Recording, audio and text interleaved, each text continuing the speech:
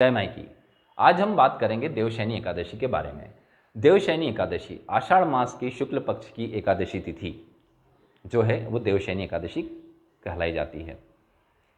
देवशयनी एकादशी पर भगवान श्री हरि योग निद्रा में चले जाते हैं और भगवान शंकर पूरी प्रकृति का संचालन करते हैं।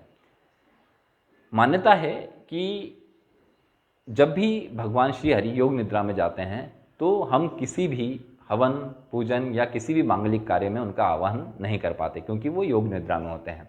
इसलिए इन 4 मास में किसी भी तरह की मांगलिक कार्यों को करने की मनाही होती है। इसके अलावा एक कारण यह भी माना जा सकता है कि सूर्य और चंद्रमा की जो प्रकृति है वो तेज वाली है। सूर्य हमारे आकर्षण को बढ़ाता है, हमारे चित्त को आकर्षित बनाता है, हमारे मुख को आकर्षित बनाता है। इसलिए जब उसकी तीव्रता में कमी आती है, उसके संचालन में कमी आती है, उसकी जो किरणें हैं वो धरती पर पूरी ऊर्जा के साथ नहीं पहुंचती हैं, तो निश्चित रूप से एक जो मनुष्य होता है उसकी कार्य क्षमता भी प्रभावित होती है। बादल और बारिश के कारण सूर्य और चंद्रमा की पूरी किरणें प्रकृति तक नहीं पहुंच पाती हैं। इससे भी जो शारीरिक क्षमताएं हैं वो प्रभावित होती हैं, जिससे कि वो अपने कार्य को करने में समर्थ नहीं होता है।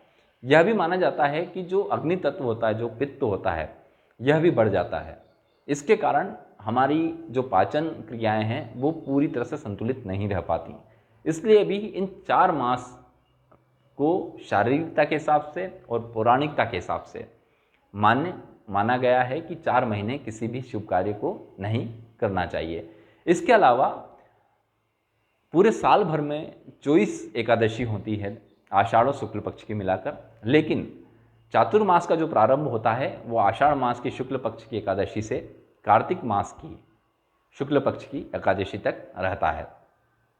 चातुर्मास में जो भी सन्यासी होते हैं वो एक ही जगह रहकर अपनी आराधना करते हैं, पूजा पाठ करते हैं। इस दौरान हालांकि आम लोगों के लिए ब्रज की परिक्रमा का महत्व बताया गया है कि ब्रज की परिक्रमा जरूर करनी चाहिए आम लोगों को। साथ ही आपको करना ये चाहिए कि आप एकादशी तिथि के दिन भगवान श्री हरि का ध्यान करें और माँ तुलसी का ध्यान करें। हो सके तो तुलसी की पौधे की 11 बार परिक्रमा करेंगे तो निश्चित रूप से आपको फायदा होगा और आपकी स्थितियाँ बेहतर होंगी। कल 20 जुलाई को देवशयनी एकादशी है। यह तिथि जो है ये 19 जुलाई रात 9:59 से प्रारंभ होगी, जो कि 20 जुलाई को रात 7:11 तक रहेगी। इसलिए आप इस दौरान भगवान श्री हरि की आराधना कर सकते हैं और माँ तुलसी की आराधना कर सकते हैं। साथ ही इस दिन व्रत रखेंगे तो और भी शुभ कारक होगा। आप भी श्री हरि की योग निद्रा को सफल बनाने में सहायक होंगे। इस जो योग निद्रा का महत्व इसलिए भी खास है क्योंकि ये जो 4 मास होते हैं ये एकांत का मास माने जाते हैं, एकांत के मास माने जाते हैं। जो भी व्यक्ति इस दौरान ओम नमो नारायणाय और ओम नमो भगवते वासुदेवाय नमः मंत्र का जाप करता है उसे निश्चित रूप से सफलता मिलती है और उसके कार्य जो हैं सरलता से संपादित होते हैं। नमस्कार।